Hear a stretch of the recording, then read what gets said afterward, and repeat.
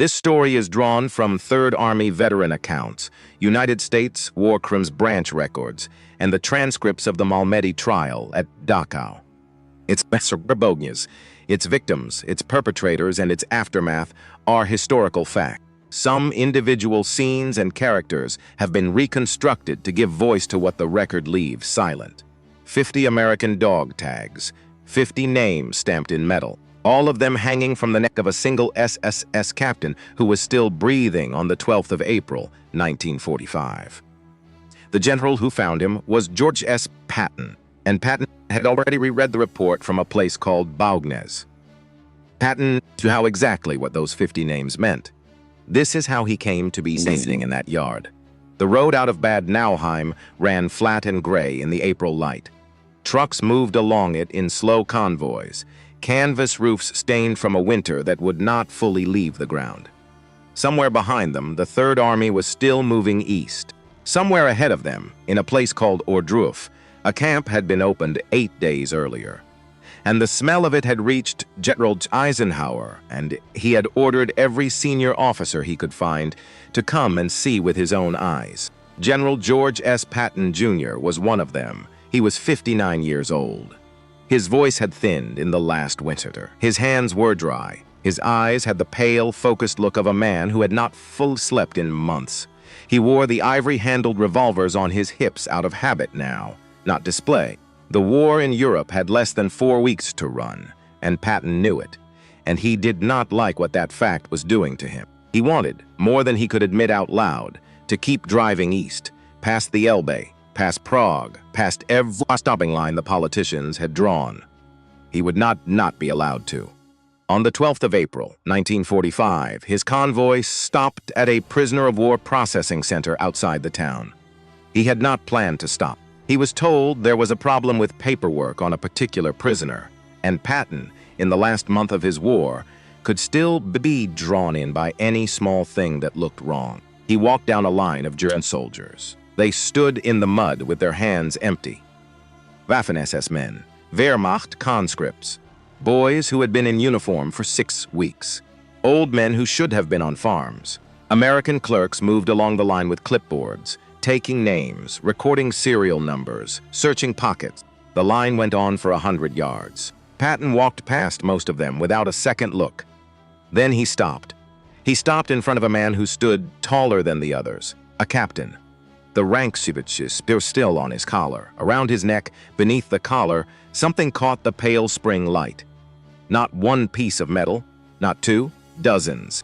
Patton looked for what a young corporal beside him later remembered as a very long time. Then he said quietly, so quietly that the men closest had to lean in, "Get me somebody who reads German."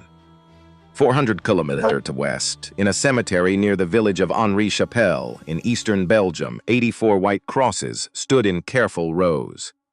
They had been placed there in the last week of January. They marked the men of Battery B, 285th Field Artillery Observation Battalion of the United States Army, who had died in Snow-Kleefelsee at a crossroads called Baugnez on the second day of the German counteroffensive in the Ardennes on the 17th of December, 1944. They had lain in that field for 27 days. The snow had come down on them and covered them. The fighting had moved past them and left them.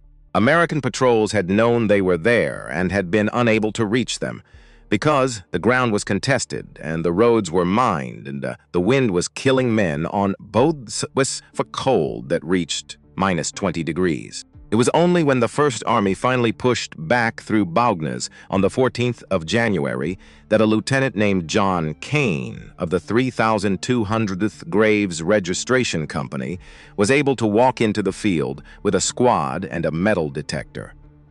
The snow preserved the bodies almost perfectly. The men lay in the shapes they had died in, some curled inward, some outstretched with their hands, still raised in the position of surrender. The metal detector passed over each shape and clicked. It clicked on the fragments of dog tags ripped from the necks of the dead and dropped into the bird before the snow buried bid. Everything. It clicked on the pistol cartridges scattered around the skulls. 9mm parabellum. The kind fired at close range, 1 round each, after the machine guns had gone quiet. Lieutenant Kane wrote in his report that the pattern of the brass told the story more clearly than any witness ever could. These men had not died in combat. They had died on their knees and after. This is the part that is not in the German paperwork.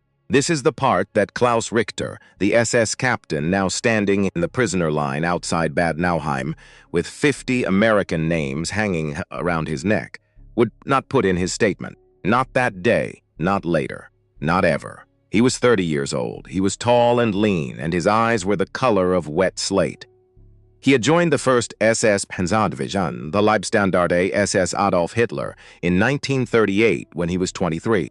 Leibstandarte was Hitler's personal bodyguard regiment, expanded into a division, the first name on every list of units the Führer trusted. Its men had been told, in every barracks and every train car and every briefing, that they were the finest instrument of the German state. Klaus Richter had believed this at 23. He was not sure what he believed at 30. He had fought in Poland, in France, in the Balkans, and in the frozen mud outside Kharkov. He had come home to Germany twice in 7 years. He had killed men in every country he had passed through, and he had learned to keep count. He had learned to keep the tags. He was in this not unique. A private first class named Joe Barely, 20 years old, of the 506th Parachute Infantry Regiment, 101st Airborne, had jumped into Normandy in the first hours of the 6th of June, 1944. He was captured a week later. A German soldier took his dog tags and hung them from his own neck and went on wearing them. When that German was killed in a firefight days later, the tags were found on the body. A telegram was written in a small office in Washington. A small blue star flag in a farmhouse window in Muskegon, Michigan, was replaced with a gold one. Joe Barrel's mother buried a son who was not dead. Joe Barrel himself escaped from a German camp, made his way east into the collapsing front, joined a Soviet tank battalion under the command of a woman major, fought his way to the Oder River, and did not come home until September of 1946.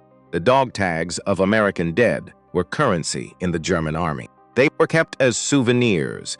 They were traded between soldiers, sent home to sweetheart. This was known. This was documented. This was not the story of SS officer with a chain of them, but this was the first time a man had been seen wearing 50 at once. There is a second thing that is not in the German paperwork, and it is worth saying out loud before this story goes any further. Patton had not been the man who first learned what happened at Baugnez. The massacre had occurred inside the operational zone of Lieutenant General Courtney Hodges and the 1st United States Army. The 3rd Army, Patton's army, was still in Lorraine at that hour, still oriented east, still preparing an attack toward the Saar that would never take place. The first officer to hear a coherent account of the massacres was a lieutenant colonel named David Pergrin, 31 years old, an engineer from Pennsylvania commanding the 291st Engineer Combat Battalion out of the village of Malmedy itself. Pergrin was standing outside his command post on the afternoon of the 17th of December when 3 men came stumbling down the road from southeast.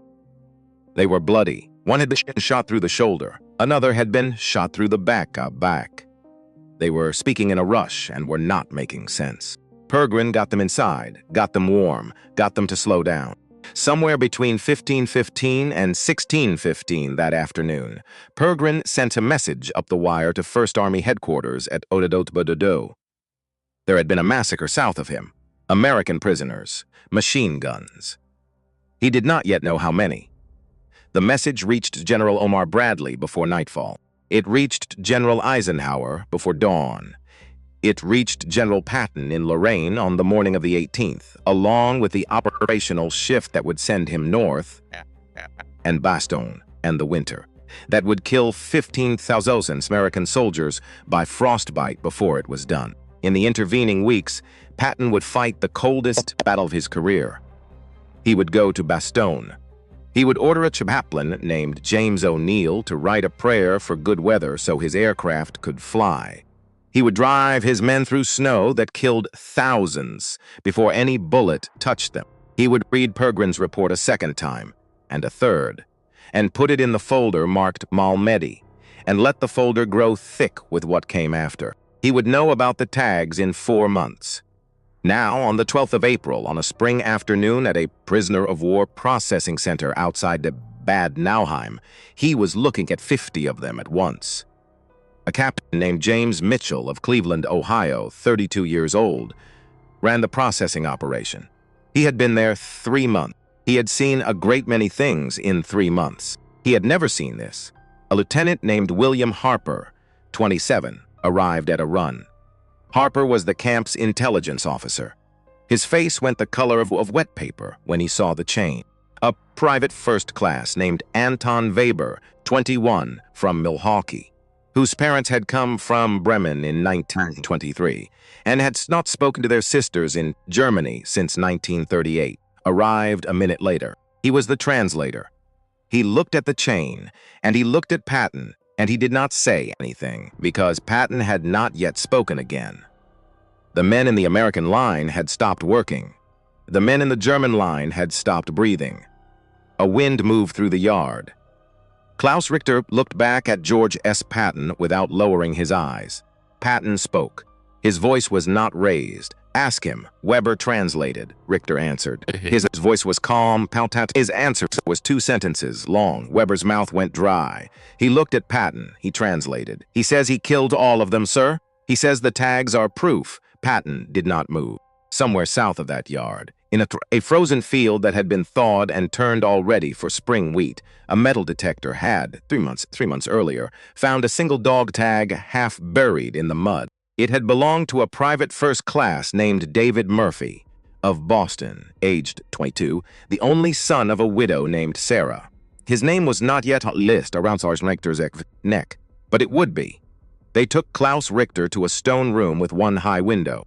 The window they faced east, toward a country that no longer existed as anything but a map with lines drawn on it by other men. There was a wooden table, 2 chairs on one side, 1 chair on the other. A cast iron stove that did not travel. Berto Weges sat on the left. Lieutenant William Harper sat on the right. Klaus Richter sat in the chair across from them for 3 weeks. He was patient. He answered every question. He did not raise his voice. He did not evade. He did not lie in any way that Harper could catch. He told Weber, and Weber wrote it down in careful hand, that he had joined the Leibstandarte in 1938 at the age of 23. That he had trained at Lichterfelde, that he had marched into Vienna, that he had been in Poland in September of 1939, in France in the spring of 40, in the Balkans, in the spring of 40, in the mud outside Rostov by that autumn, in the retreat from Kharkov, in the counterattack that took the city back, in the great disaster of Kursk, in the withdrawal to the Dnieper, in the deep withdrawal to the Bug, in the rest and refit in Belgium, in the autumn of 44. He said this the way a man reads a resume. Harper asked him about the tags. Richter said what he had said in the yard the day before. He said he had killed all 50 men in combat. He said each tag was proof of a kill. He said this was a normal practice among his soldiers. He said he could not remember the specific face of any of the 50. The tags, he said, were not sentimental. They were arithmetic. Weber translated. His hand was steady. Under the table, his knee had begun to shake.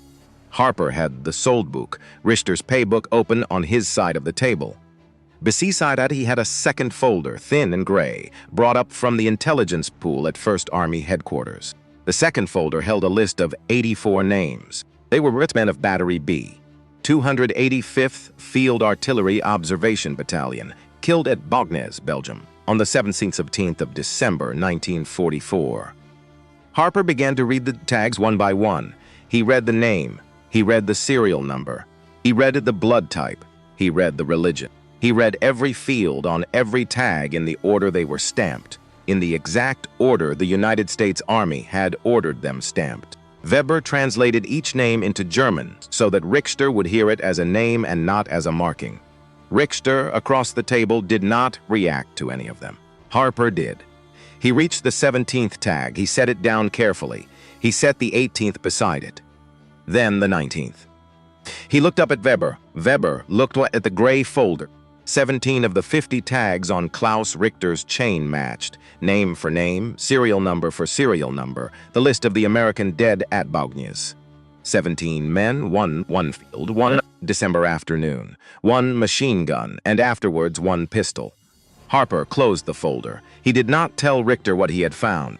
He wanted to see what Richter would offer freely. He asked again whether all 50 men had died in battle. Richter Aney again said yes. He asked whether any had surrendered Dorbert before doing. Richter again no.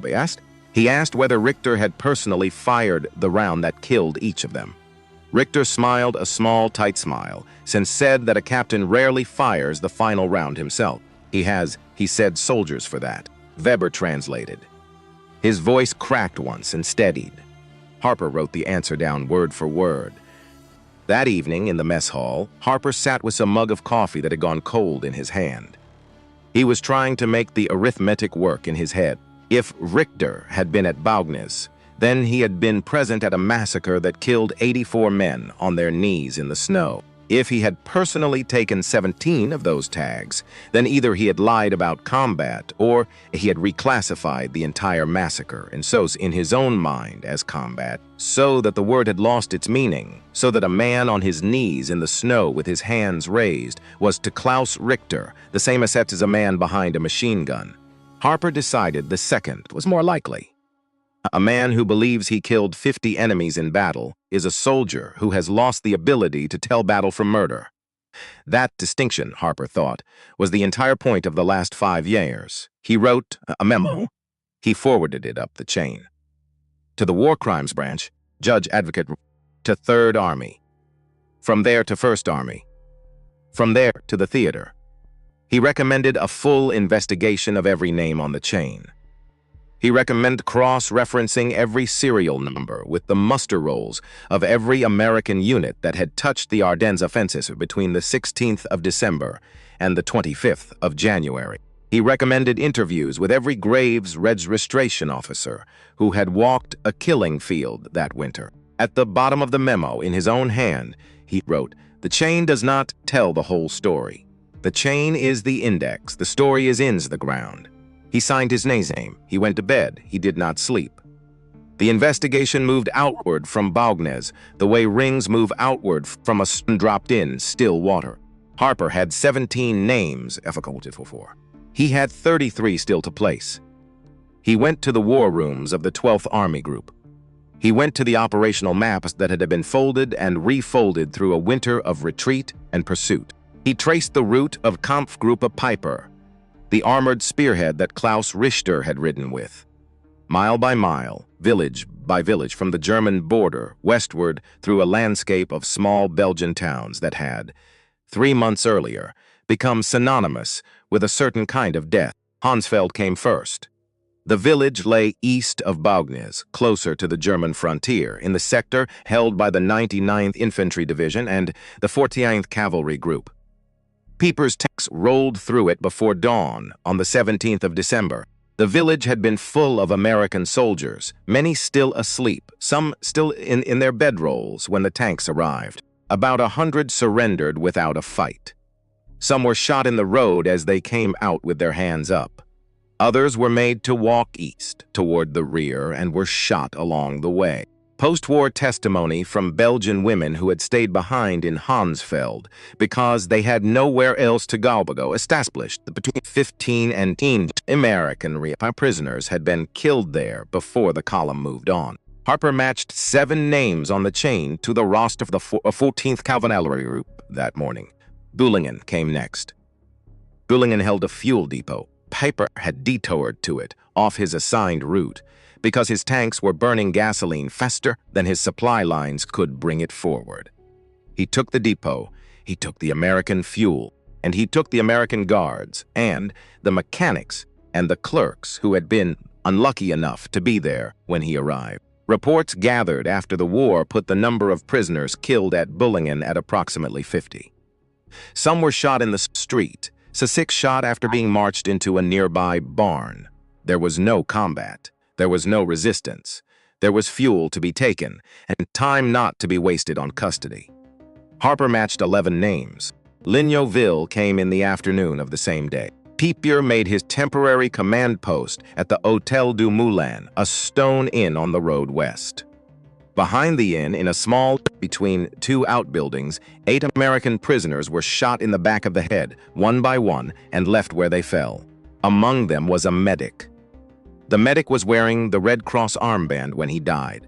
Belgian witnesses buried the 8 men after Pepper had moved on in the churchyard of Lignoville and marked their graves with wooden crosses that stood for 6 weeks until graves registration came through and did the work properly.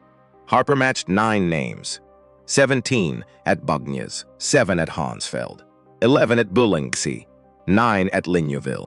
44 out of 56 remained. Stavelot came last, and Stavelot was a different kind of place. Stavelot was where the killing stopped being about American soldiers and became about people who had lived in the villages along Pepper's Road for 400 years.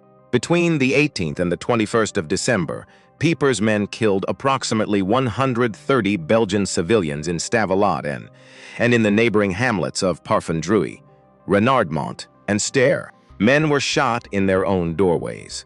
Women were shot in their own gardens. Children were killed in their beds. A priest was shot in his own church. Six of the tags on Richter's chain came from American soldiers who had been in Stavelot, or in the fields around it, in those days. Some had been engineers trying to blow the bridges. Some had been drivers who had taken a wrong turn. They had all died the same way, 50 out of 50. Harper wrote a second memo. He wrote it in longhand because he did not want to dictate it. He wrote that Klaus Richter had personally taken, or personally received in trade from other soldiers, dog tags from at least 5 separate mass killings across 3 days in December of 1944. He wrote that the number 50 was almost certainly not a count of Klaus Richter's personal kills. It was a count of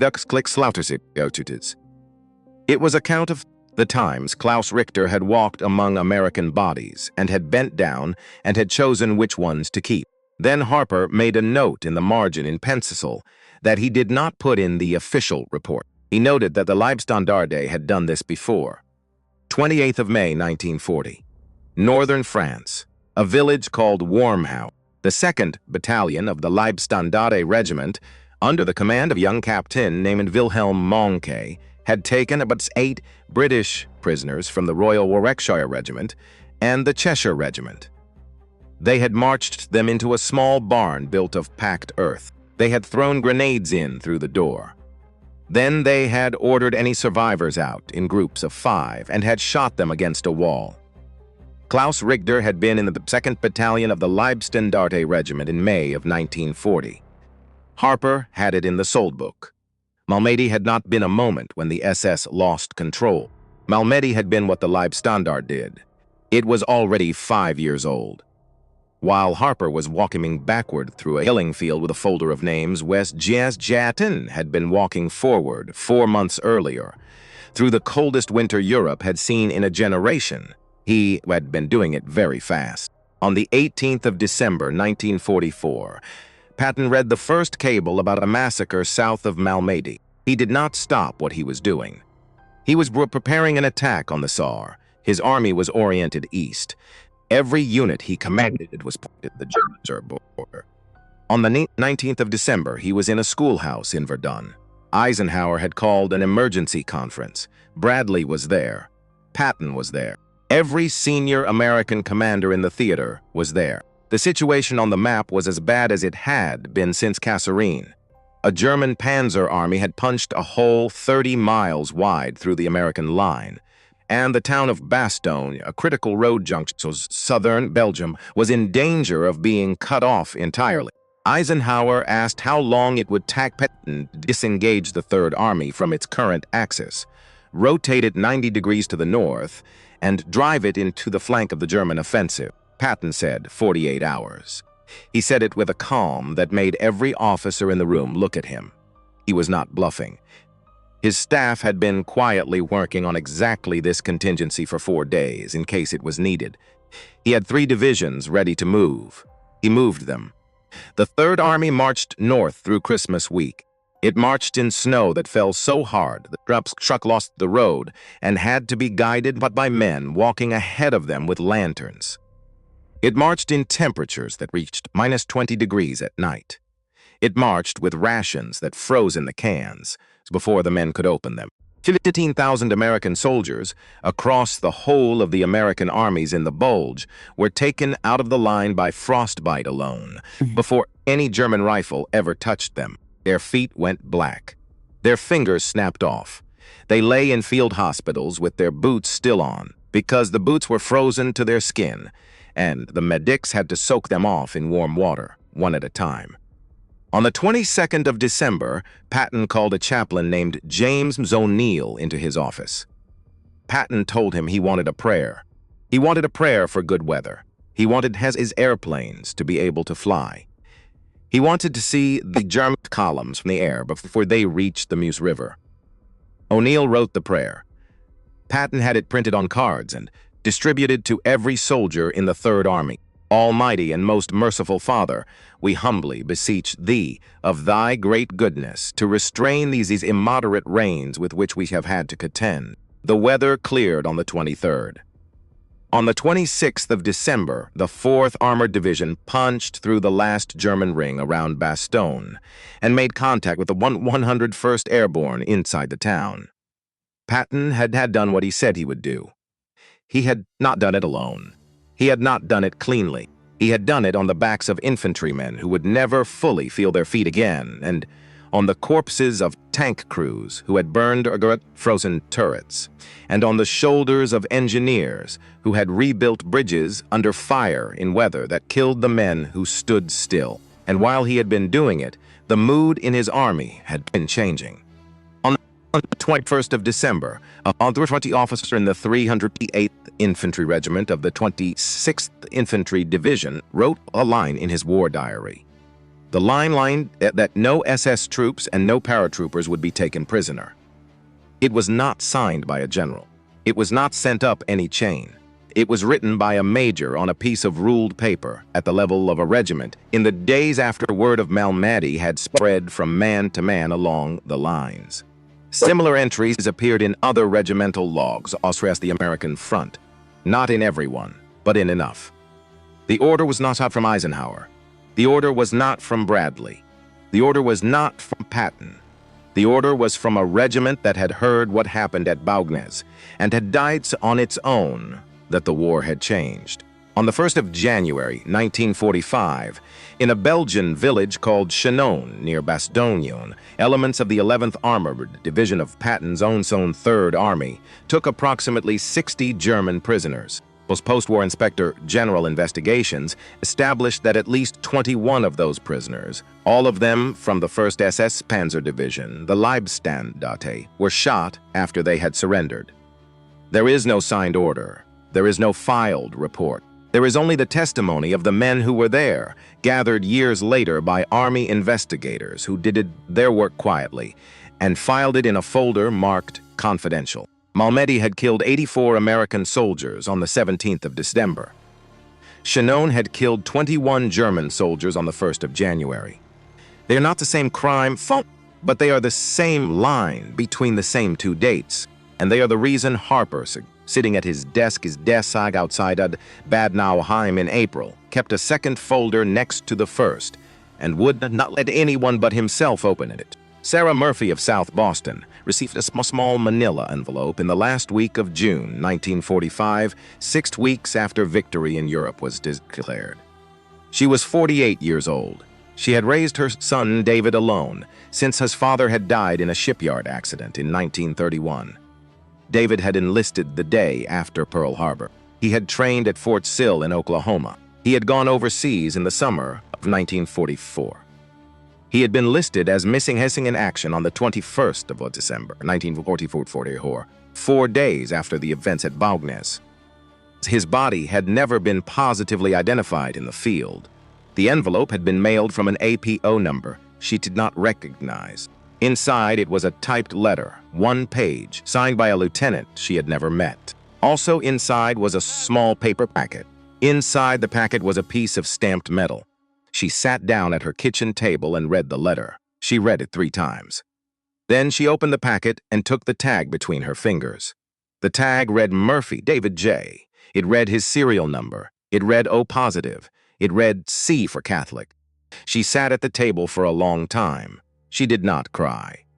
She had already cried through December and January and February and March. She had already talked to her priest, to her sister, to the women at the parish hall. She had already understood without being told that her son was gone. What she had not had until that afternoon was proof. She held the tag in her closed hand. It was small enough to disappear entirely. It's later that summer when a reporter from the Boston Globe came to her door and asked her to say something for a story about the mothers of the Malmedy dead. She said only that at least now she knew, and at least now she could bury him properly. And she was grateful to the American officers who had made sure her son's name came home. She did not know Weber's name. She never would. Harper had another problem. He had been checking every tag on Soul Chain against every casualty list he could get his hands on. 49 of the 50 names had matched confirmed dead. The last one had not. The name did not match any dead man. It matched a man listed as killed in action at Bowness on the 17th of December, 1944, whose body had never been recovered, and who, 4 months later, was still alive. Harper found him through a chain of medical records that ran from Malmedy to Liège to a hospital ward in Paris. He was 24 years old, one of the 43 men who had escaped the field at Bougnes. He had been shot twice through the back. He had lain face down in the snow among the bodies of his friends for 4 hours while the German column moved past. He had heard the pistol shots move down the line toward him. He had held his breath every time the boots got close.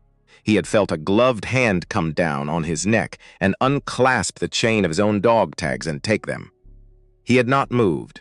The gloved hand had gone away. The boots had moved on. Eventually, the light had failed. Eventually, he had crawled. He had reached an American aid station in Malmedy the next morning. He had spent the rest of the winter in hospital, Malmedy. In April of 45, he was still there. Patton, when he was told, ordered the survivor brought up from Liège to identify Klaus Richter in person. The confrontation took place in a room at the processing center. The survivor was in a wheelchair. He was thin. He wore a hospital robe over a shirt with the collar loose. They wheeled him in. Richter stood against the far wall. He was in a fresh uniform without insignia. He did not look at the man in the wheelchair. The man in the wheelchair looked at him. He looked at Richter for close to 30 seconds. Then he looked at the floor. He spoke without looking up. Might be him, might not. Snow was too heavy. They had helmets on. I don't remember specific faces. Harper wrote it down. They wheeled Ahrens back out. He was crying by the time he reached the corridor. He did not know why. He had wanted to be able to say yes. He had wanted his own memory to be worth something. It had not been. Memory in a courtroom, in a snow-covered-up field, 4 months and thousands of miles away, was worth almost nothing. The case would be built on paper, the tags, the paybook, the unit movement logs, the Belgian civilian testimony, the Graves registration reports, the ballistics on the 9mm shell casings, the dates, the distances. Harper packed the file himself. He tied it shut with cotton string.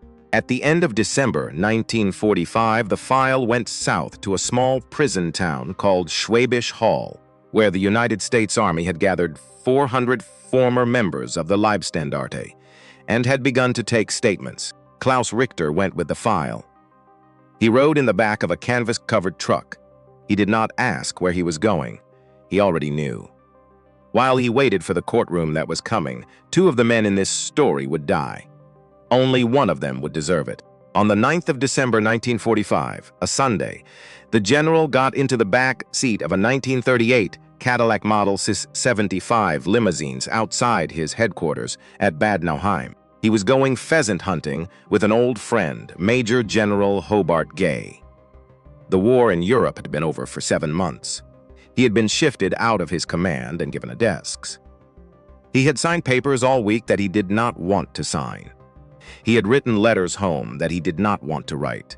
He had spent the autumn arguing with policymen in suits about how quickly to purge former Nazis from the German civil service, and he had lost the argument publicly, and it had cost him the Third Army. He was tired.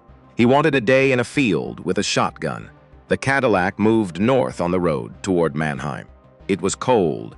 There was frost in the low ground. Traffic was light. A 2.5-ton army truck, driven by a technician 5th grade named Robert Thompson, was moving in the opposite direction. Thompson made a left turn across the road, cutting in front of the limousine, and the two vehicles came together at low speed, and the general was thrown forward into the metal partition behind the driver's seat, and the top of his head struck it, and his neck broke. He was conscious when they got him out of the car. He said quietly that he could not move. They took him to the hospital at Heidelberg. He was paralyzed from the neck down. His 3rd and 4th cervical vertebrae were fractured. They put him in tractions. His wife Beatrice flew in from Boston. She sat with him for 12 days. He was lucid. He was quiet. He knew what had happened to him, and he knew that the general he had been for 40 years was already gone. On the 21st of December, 1905, in the late afternoon, a blood clot moved from his lungs into his heart, and George Smith Patton, Jr. died in his sleep. He was 60 years old. He was buried in the American cemetery at Ham in Luxembourg. He had asked, before Dawa died, to be buried among his men. His grave sits in the front row, on the left side, in a field of 5,076 white crosses.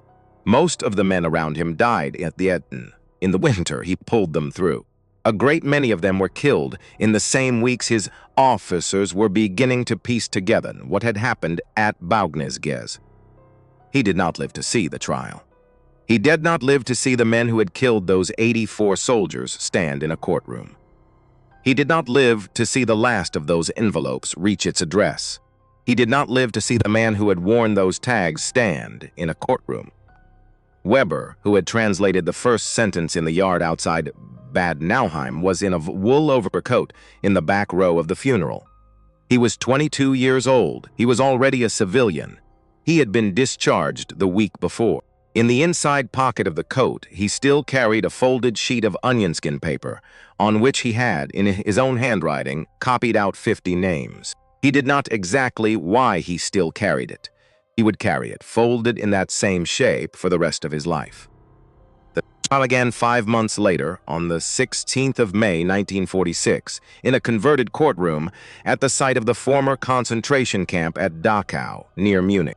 74 defendants of the Leibstandard SS Adolf Hitler stood before an American military tribunal. Sepp Dietrich, the general who had commanded 6th SS Panzer Army during the Ardennes offensive, was defendant number 11.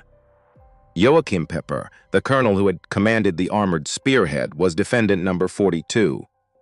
Wilhelm Mohnke, who had commanded the battalion at Wormhout in 1940, was not on the list. The Soviets had taken him. He was in a camp in Russia and would not be released until 1955. The presiding judge was Brigadier General Josiah Del Bay. The chief prosecutor was Lieutenant Colonel Burton F. Ellis. The evidence was thousands of pages long. It included the Graves registration reports from Baugnez, the ballistics from the 9mm shell casings, the war diaries of the American units that had encountered the killing sites, the testimony of survivors including Kenneth Ahrens and a lieutenant named Virgil Larry, and the sworn statements taken at Schwäbisch Hall from the defendants themselves. Ahrens took the stand. He had recovered enough by then to walk with a cane. He testified about the field. He testified about the machine gun. He testified about lying face down in the snow. He testified about the gloved hand that had unclasped his own tags. When defense counsel asked him to identify the men who had done these things, he looked at the 74 faces in front of him, and he said again what he had said in the room outside Bad Nauheim. He said he could not be sure of any single face. The verdicts came down on the 16th of July, 1946. 43 defendants, including Pieper, were sentenced to death by hanging. 22, including Dietrich, were sentenced to life imprisonment. 8 received sentences of between 10 and 20 years. 1 received 15 years. The judges left the courtroom. The condemned men were taken back to Landsberg prison in Bavaria to await execution. None of them would be hanged. What happened in 1946 and 1956 is a story that the United States has never fully told itself, and one that the men over 60 in this audience have every right to hear. The defense counsel, an American colonel named Willis Everett, appealed. He argued that the confessions gathered at Schwäbisch Hall had been obtained through mock trials and threats and physical abuse. He argued that his own client, Pieper, had been beaten. He argued that the entire prosecution had been contaminated by the methods of the interrogators. His appeal was heard. It went to the United States Supreme Court, which declined jurisdiction. It went to the Senate, where a young Republican from Wisconsin named Joseph McCarthy took up the cause, not because he cared about SS men, but because he wanted the political leverage. He held hearings. He accused army investigators, some of them German Jews who had escaped Germany in the 30s and returned to interrogate the men who had killed their families, of having tortured innocent Waffen-SS soldiers. A subcommittee under Senator Raymond Baldwin was convened to look into the accusations. It found that some of the interrogation methods at Schwäbisch Hall had been improper. It also found that the improprieties were not sufficient to overturn the convictions. But the political weather had already changed. The Cold War was on. Berlin was blockaded in 1948. NATO was formed in 1949. West Germany was becoming an ally against the Soviet Union, and the United States needed West Germans to accept the Americans as legitimate partners rather than as occupiers who had tortured their sons. The death sentences were commuted. All of them. Pieper's sentence was reduced from death to life in 1951, when it was reduced again and again. He was released from Landsberg on the 22nd of December, 1956. He had served in total about 11 and a half years. He was 41 years old. Sepp Dietrich was released in 1955. The last of the 74 defendants walked out of Landsberg in 1956. Not one of them was executed by the sentence of a court. Pieper, out of prison, went to work for Porsche in Stuttgart, then for Volkswagen. He kept his head down. He wrote letters to old comrades. He was a technical liaison, a sales executive, a man in a suit at a company car show. He aged. He remarried. He raised children who did not know exactly what their father had done in a place called Baugnez. In 1972, he moved to a small stone house in a village called Treves in the Haute-Saône region of eastern France. He had chosen the location, some historians believe, because it was near the German border and quiet. Others believe he had chosen it precisely because he wanted to live where the memory of the war was still alive. It is not possible now to know which. In the summer of '74, a French communist newspaper called L'Humanité published his address. The residents of Treves began to notice. Old men in the cafes began to notice. Former members of the Resistance began to notice. Pieper received threatening letters. He was not deterred. He wrote to a friend that he would not run again. He had run enough. On the night of 13th of Juin 1976, the night before the French national holiday of Bastille Day, someone approached his house. There was a burst of small arms fire. The house caught fire, or was set on fire. By the time the local fire brigade reached the scene, the building had burned to the ground. Pieper's body was found in the ashes. He had been shot with a carbine. He was 61 years old. 32 years and 1 month, almost to the day, after he had commanded the men who killed 84 Americans at Baugnez. The killers were never caught. The French police interviewed several former resistance men. No one was ever charged. In small towns in eastern France in the summer of 1966, there were men in their 50s and 60s who remembered what forefathers had done in 1944. And there were men in their 70s who had done those things themselves, and any one of them could have walked to that house and back, and none of them ever said a word. It was not justice. It was not closure. It was the last extension chain of a chain of violence that had begun at Wartime in 1940 and had never quite ended. Let me tell you what happened to the rest of them. George Patton lies in Luxembourg. His wife Beatrice died in 1953 after a fall from a horse. Their children lived long lives. Joachim Piper lies in a family plot in Bavaria, where his ashes were quietly interred by his widow. Sepp Dietrich died of a heart attack in 1966. He was 74. He is buried in Ludwigsburg. Kenneth Ahrens went home to Pittsburgh. He got married. He worked in a mill. He testified at Dachau and never spoke publicly again. He died in 1988 at the age of 68. His obituary in the Pittsburgh newspaper was 3 lines long and did not mention Baugnes. Virgil Laurie, who had testified alongside Ahrens, lived until 2013. He wrote and spoke about the massacre for the rest of his life, in classrooms and veterans' halls, and patiently and without doubt bitterness. David Pergrin, the young engineer colonel who had first heard the survivors stumble in out of the snow, wrote his memoir, First Across the Rhine, and lived until 2011.